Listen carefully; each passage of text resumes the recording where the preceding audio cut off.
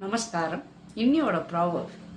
Difficulty is like a bag full of cotton, heavy for those who see it, light for those who handle it. பியூட்டிஃபுல்லாக போட்டிருக்கா, ரொம்ப அழகாக போட்டிருக்கா. அந்த handle, அதுக்கப்புறம் உங்களுக்கு those who see it. So நல்ல அழகாக புரிஞ்சுக்கோங்க.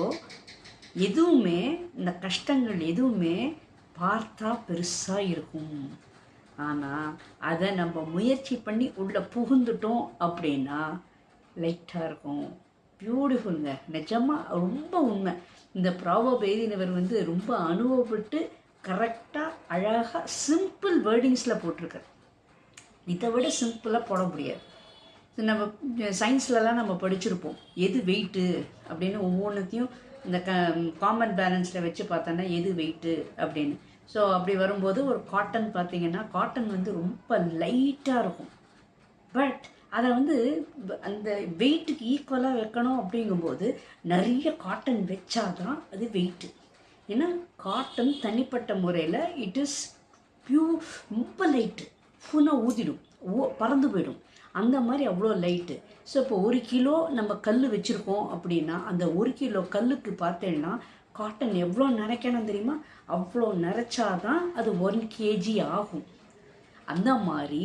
ஆனால் நீங்கள் அது தனியாக நீங்கள் காட்டனை பார்த்தேன்னா ஒன்றுமே இல்லை, அப்படி கையில் வச்சுன்னா ஃபுல்லாக ஊதி பறந்து போயிடும். It's two light. ஸோ எல்லாமே நமக்கு பார்க்குறதுக்கு எல்லாமே மலை போல் இருக்கும். ஆனால் நம்ம அழகாக ஆரம்பிச்சிட்டோம் வச்சுக்கோங்க. ஆரம்பிக்கிறதுக்கு நம்ம என்ன பண்ணணும்? தைரியம் வேணும். அந்த தைரியம் நமக்கு எல்லாருக்கும் கடவுள் நம்மக்கிட்ட கொடுத்துருக்கார் இல்லையா? அந்த ஒரு பெரிய ஆக்சசரிஸ் நம்மக்கிட்ட கொடுத்துருக்கார் இல்லையா? ஸோ கண்டிப்பாக நம்ம எல்லாரும் விழணும். இதுக்கு ஒரு எக்ஸாம்பிள் யாருன்னு கேட்டிங்கன்னா வேறு யாருமே இல்லைங்க, நீங்களே தான். ஏன்னு கேட்டிங்கன்னா, நீங்கள் சின்ன வயசில் பிறந்து அதுக்கப்புறம் படுத்துட்டு தட் இஸ் அந்த மாதிரி இருக்கிற சமயத்துலேருந்து அதுக்கப்புறம் நெக்ஸ்ட்டு ஸ்டெப் என்ன பண்ணேன்? க்ராலிங். அப்போ குப்புறப்படுத்துக்கிறது, ஃபஸ்ட்டு குப்புறப்படுத்துக்கிறது, அதுக்கப்புறம் அப்படி பாடி அப்படி நிமிர்ந்து தூக்கிறது. இது எல்லாமே நம்ம எல்லாரும் நம்ம பண்ணோம் இல்லையா? ஸோ அது ஸ்டார்ட் பண்ணோடனே நம்ம ஸ்ட்ரெயிட்டாக நின்றுட்டோமா? நடக்க ஆரம்பித்தோடனே ஸ்ட்ரெயிட்டாக நின்றோமா? இல்லையே, தொப்புன்னு கீழே விழுந்து தான் நம்ம மேலே விழுந்தோம். ஸோ நம்ம அந்த வயசில், அறியாத வயசில் நம்மளே முயற்சி எடுத்து இன்றைக்கி நம்ம இந்த கோட்டா மாதிரி உட்காந்துன்னு நான் இப்படி உட்காந்துட்டு வீடியோவில் உட்காந்து நான் பேசுகிறேன்னா அப்போ யூ ஹவ் டு சி தன்னம்பிக்கை எங்கே இருக்குது? நம்மக்கிட்ட தாங்க இருக்குது. ஸோ வேறு எந்த புக்கையும் ரெஃபர் பண்ண வேண்டாம், வேறு யாரையும் எக்ஸாம்பிள் கொண்டு வர வேண்டாம். நானே எனக்கு எக்ஸாம்பிள்.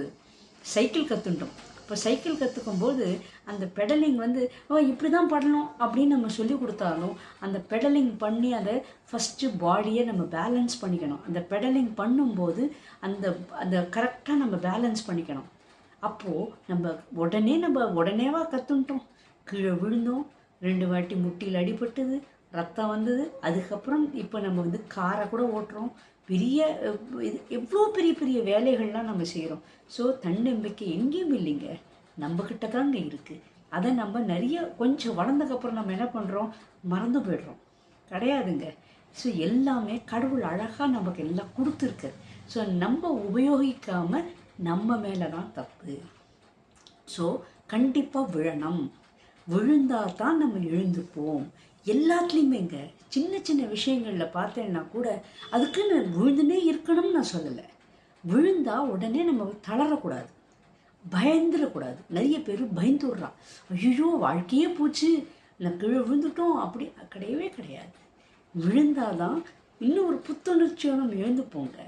புத்துணர்ச்சியோடு நம்ம எழுந்துட்டு யாரையும் நான் சாதிக்கிறேன்ப்பா, நான் சாதிக்க தான் பிறந்திருக்கேன் அப்படின்னு சவாலை எதிர்கொள்ளதுக்கு தான் நம்மளை எல்லாரையும் படைச்சிருக்கார் கடவுள்.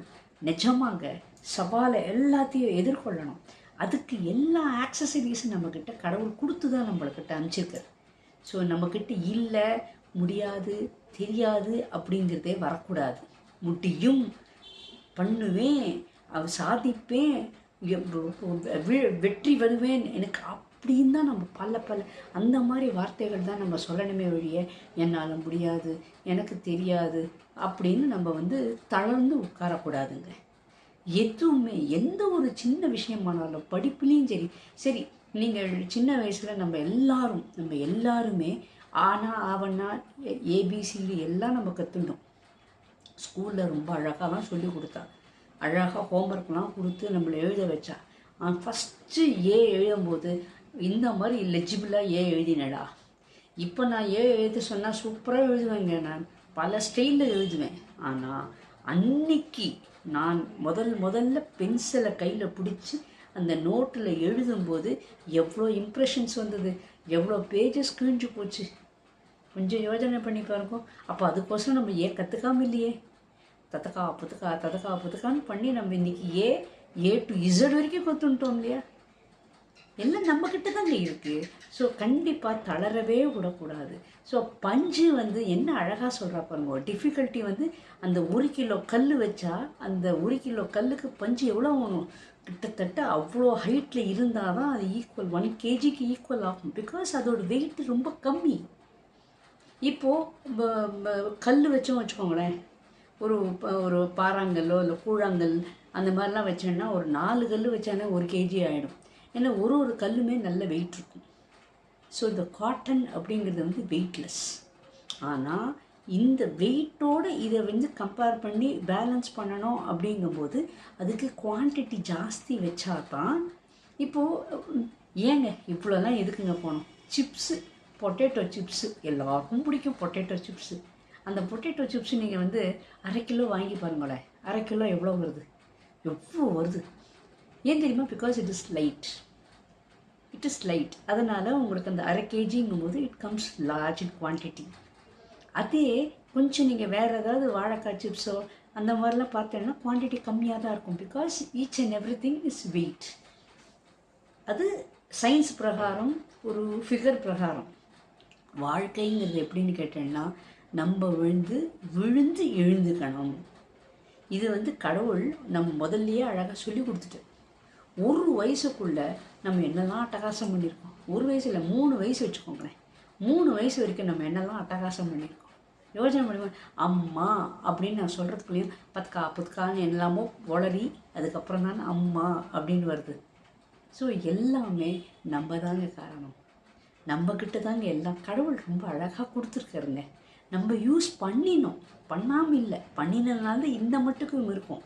ஆனால் கொஞ்சம் அறிவு வளர என்ன ஆகிடுது, இதெல்லாம் மறந்து போச்சு. நம்மளால் ஐயோ இப்படி ஆகிடுது அப்படின்னு நம்ம புண்ணு உட்காந்து கிடையாது. உட்காரக்கூடாது.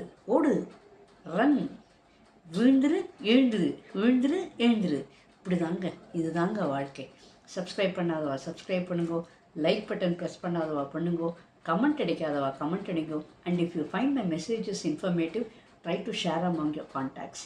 இந்த மாதிரி ப்ராவர்ப்ஸ்க்குலாம் இந்த பிளாட்ஃபார்ம் ரொம்ப அழகாக ஹெல்ப் பண்ணுங்க. அந்த டிஃபிகல்ட்டி இருக்குது பார்த்தீங்களா, அந்த டிஃபிகல்ட்டியை இந்த மெடிடேஷன்லாம் நம்ம பண்ணும்போது என்ன ஆகும்னு கேட்டேன்னா, அது என்ன மூல காரணம், எங்கே முடிச்சிருக்கு, எந்த முடிச்ச நம்ம லூசன் பண்ணினா நமக்கு ப்ராப்ளம் சால்வ் ஆகும் அப்படிங்கிற கிளாரிட்டிலாம் நமக்கு வரும். ஸோ அந்த கிளாரிட்டிலாம் வந்ததுக்கப்புறம் வித் த ஹெல்ப் ஆஃப் பஞ்சபூதங்கள் we can external and internal பண்ணும்போது முத்ராஸ் மூலமாக நம்ம பண்ணுறோம், எக்ஸ்டர்னல் ரேக்கி மூலமாக. ஸோ இது ரெண்டும் நம்ம ஹெல்ப் வச்சு நம்ம பண்ணினோன்னா அந்த நாட்டை ஈஸியாக அழகாக அவுத்துள்ளாங்க. இதுதான் அந்த பிளாட்ஃபார்மில் நீங்கள் கற்றுக்கோங்கன்னு நான் சொல்கிறேன். So I have also told you how this works. அந்த டிஃபிகல்ட்டி அப்படிங்கிறது ஏதோ ஒரு ப்ராப்ளம், டிஃபிகல்ட்டி அப்படிங்கிறது எங்கே என்னத்தினால அப்படிங்கிற அந்த நாட், அந்த முடிச்சு நமக்கு கரெக்டாக தெரிஞ்சிடும். அது எங்கே மையப்புள்ளி இருக்குது அப்படின்னு. அந்த மையப்புள்ளி தெரிஞ்சக்கப்புறம் நம்ம என்ன பண்ணுறோம், வித் த ஹெல்ப் ஆஃப் பஞ்சபூதாஸ் அந்த முடிச்சை நம்ம அழகாக அவுத்து ஃப்ரீ ஆகிடலாம், சூப்பராக ஆகிடலாம். ஸோ நமக்கு தோல்விங்கிறதே கிடையாது. கண்டிப்பாக தோல்வி நினச்சாதாங்க தோல்வி. என்றைக்குமே நம்ம சாதனை பண்ணாதாங்க பிறந்திருக்கோம் நம்ம. ஸோ அதுக்கு தான் கடவுளை நம்மளை படைச்சு நம்மளை இங்கே ஒரு பர்பஸோடு தான் அனுப்பிச்சிருக்காரு. ஸோ நம்ம சாதனை பண்ணணும், நம்ம ஜெயிக்கணும், சந்தோஷமாக இருக்கணும், அந்த சந்தோஷத்தை எல்லாருக்கும் பரப்பணும். தேங்க்யூ.